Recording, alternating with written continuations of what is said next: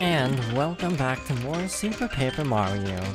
Last time we continued our hunt for all of the treasure maps, and we are now resuming from chapter 34. This is the wrong room. We're doing map 24 first. So it looks like it's right in this shelf here. Ow, I forgot that enemy actually can hurt you. That is a Francis card, pretty sweet, as you would say. So now we have to hit the other side of the castle, which is going to be a bit of a jog, so we're going to use Dashel. Can I just say Dashel does have one shortcoming? So you hold down 1 to run, which is great unless you have to jump, because sometimes it takes my input wrong, and it makes me open the menu when I try to dash and jump at the same time. So that's kind of one flaw of Dashel, and just a limited control scheme in general. The Wiimote simply does not have enough buttons, and again, that's one reason why I wish there was GameCube and or Classic support, because that would actually alleviate a lot of control problems. Oh well, it's still very much playable, it's just occasionally the controls do kind of not work. For example, the pointer. You only need the pointer like 10 times total over like a 20-hour game, so it's actually not that bad. But it is a little bit annoying sometimes because sometimes it just will not do what you want it to.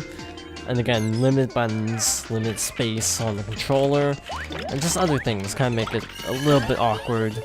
So yeah, if I were to say something bad about this game, it would most likely be control related, because it is a little awkward. Do that, and there we go, or not. The Tiptron card. So there you go. Obviously you can't get that map, I don't think, until you get Tiptron, because that's kind of a spoiler that she exists. So yeah, I don't know when you can actually get this card normally. So that should take care of it for chapter 3. Map 25 is the outhouse, and this is the Elder's house. So that means that's chapter 5. We need to go to chapter 4-2. We actually skipped 4-1. There's nothing hidden there, which is weird to me. I don't understand why the heck there's nothing in 5-1, because it's like, oh, the depths of space. That would be a nice place to hide things. Long time no see, Squirp. How have you been? What? Squirp's dead? No, oh no, I was just sleeping, Squeak. But enough about that. Thanks for saving the world. That was nice, Squiggle. The burn is finally off Squirp's. Squirp's bet's mommy's happy too, Squirp. Squirps can't play by himself. Let's get out of here, Squirp. Let's go, go, go. So because you do have like the Galaga style sequences in 4-1 and 4-3, Squirps will accompany you if you return to the chapter. Nice little flavor text. I like continuity. I like post-games, so I approve. Like, that's a really weird thing, but I love when games have post-games so you can see the fallout of all your actions. Like, that is, in my opinion, an extremely underrated feature. Like, I like seeing what happens after the main game's done. Does anyone else feel that way? Because I always like to know.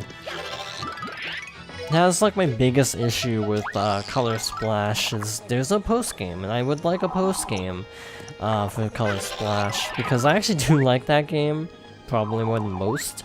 I actually enjoyed Color Splash quite a bit. But it does have a lot of weird decisions, no post-game, weird combat stuff. It's a good game, it's just not a great game, that's how I would classify Color Splash. So, if I'm not mistaken, it is the Elder's house. I don't think it's the other one, because there are a lot of houses, but in the picture, it looks like the Elder. So I'm just assuming it's the Elder. I hope I'm not wrong, and horribly misjudging the picture. I love the music. It's very spacey, for lack of a better word. It's very sci-fi space drama kind of a sound to it, and I like it because it feels very fitting for thematically with the rest of the level. I love when music fits. Like, you can have good music that doesn't fit. So that is a very fine line for me. I like when music fits the atmosphere. Whee! Double speed! Sort of. We're kinda getting our momentum thrown off by all the space. 64 health. Just like the console this series started on.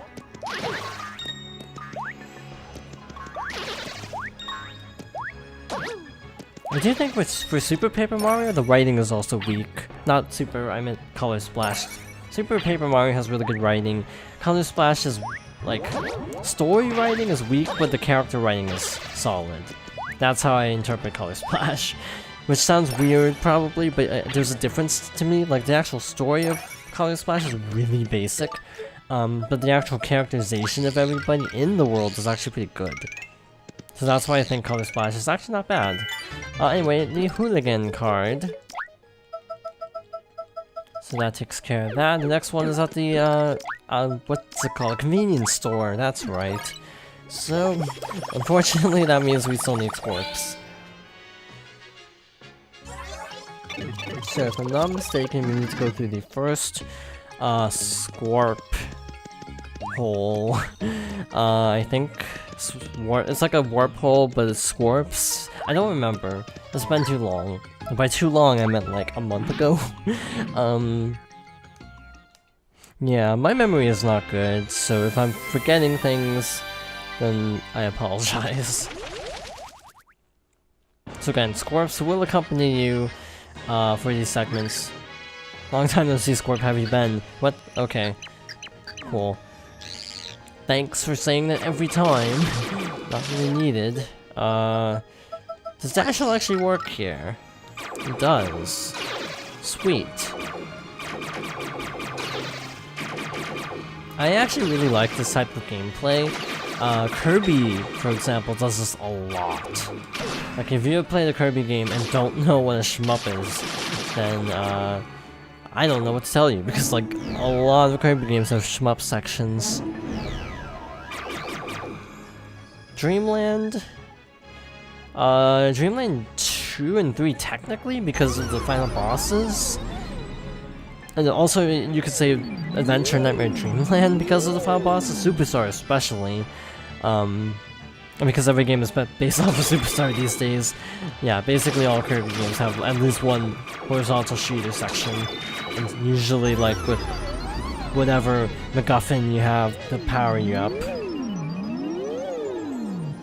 I think I took the wrong, warp. Nope, that's actually the right warp. Cool. Let's see. So it looks like it was in front of the garbage cans. That is the Mr. L card. Appropriate. Oh god. You know what's next? The Woe Zone. That's gonna be fun. I don't like this level casually, let alone when trying to go through it with a mission of trying to find the collectibles. No thank you. Now, when I say I don't like the Woe Zone, I don't mean I don't like the level, I mean I don't like it in terms of I like going through it, because it's hard. I like challenge as much as the next person, but ooh, mazes are not my specialty. So, oh man, I think I know where the first thing is. I think it should be, wait, where is it? There's so many, like, secret doors, I'm having to stop and think, and also consult the guide, on where to go. Music's really good, though. I'll give it props for that. Yeah, I think this is when we flip for the first time. Ow.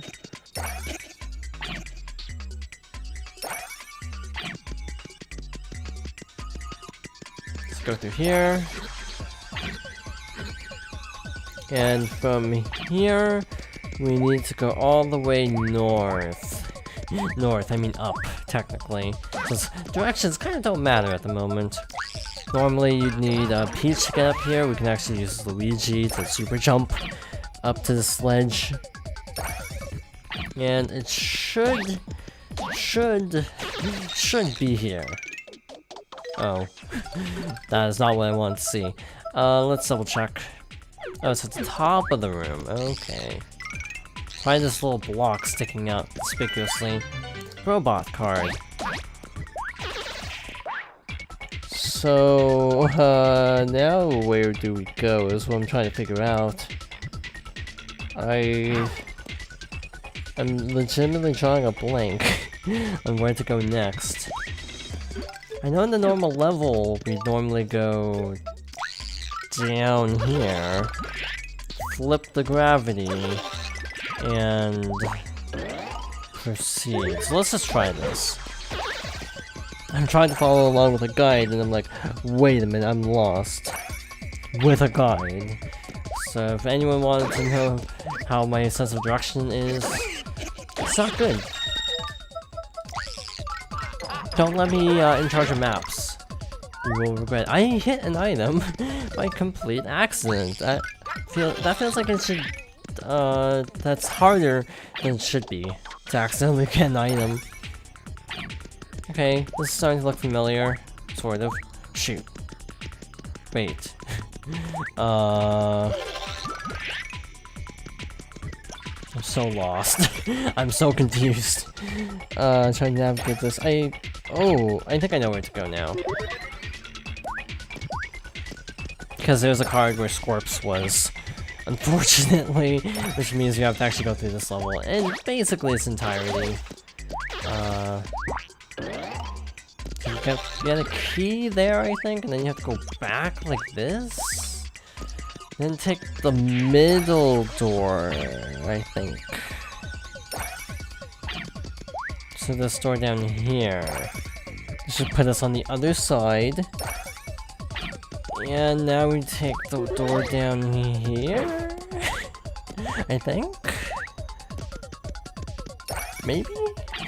I hope? I feel like we're making less progress than usual in this card episode.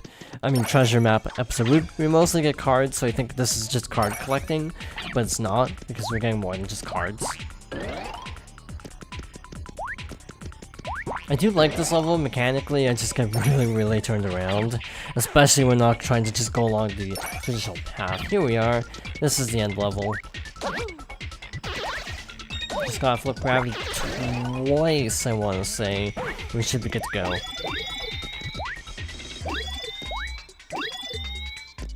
Bada bing bada boom, and there you go. This should take us to the end, I hope. Yes, thank goodness. If I mentioned I don't like gravity levels. But now we can find this door. This is where we fought Mr. L as a refresher, and voila! I don't think we ever talked to Scorps. Mommy, the world is safe, Scorp. Scorps is really sad when you left us, Screwball. But Scorps knew what a big responsibility he had, so Scorps didn't cry, Mommy. But Scorps doesn't have to hold it anymore, does he? I mean, Scorps will restore Scorpius someday, okay? So please continue to watch over me, Scorp. Where is it? There it is. An HP plus, which means we now, I think, have all the HP pluses we can normally find in the game. You can actually, I think, buy them somewhere, but otherwise, there you go. We're at the end, might as well just hit the end of chapter, star block.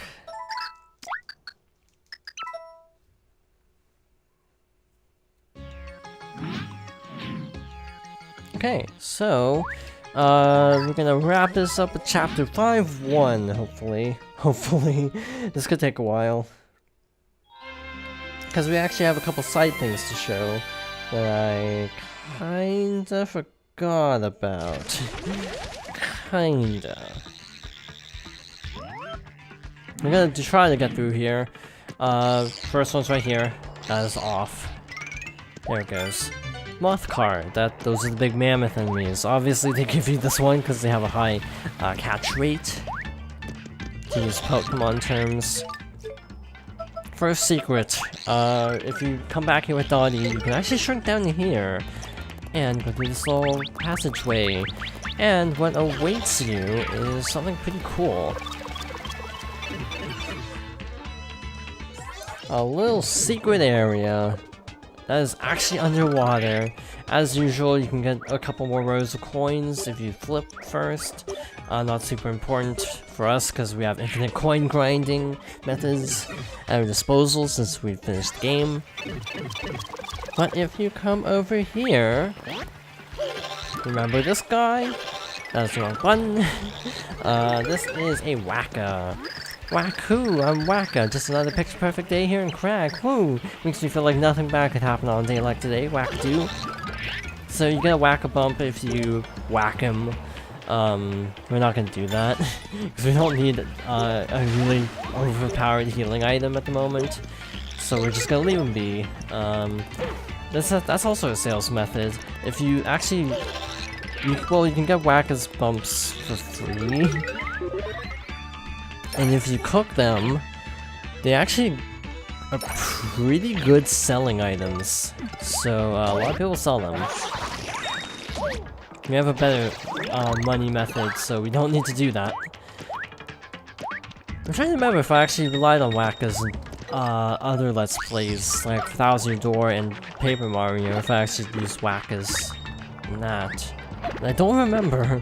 I'm legitimately struggling to remember, and I can't.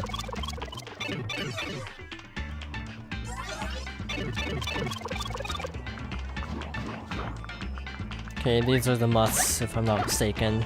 It's just Mammoth really shortened, so clever naming. I hear you can also weaken enemies to increase their catch rates, but again, these guys have a lot of HP, so that is not an easy thing to do. So as we come over here, we should be nearing the end of the level, since we don't have to do the ridiculous block puzzle. Thank goodness you only have to do this one time. Again, this is not easy for someone who often misreads things. If you haven't noticed me misreading things, then I don't know what to tell you because I'm constantly misreading things. Anyway, here is the last treasure of this chapter. That is Donnie. That's not Fleep. There. Now, where is it exactly? It is right here. Right kind of in the shadow. This weird little right angle, basically. Flint Cragley. So next time we're gonna continue our card hunt with 5-2. So thank you for watching, and I hope you join me next time for more Super Paper Mario.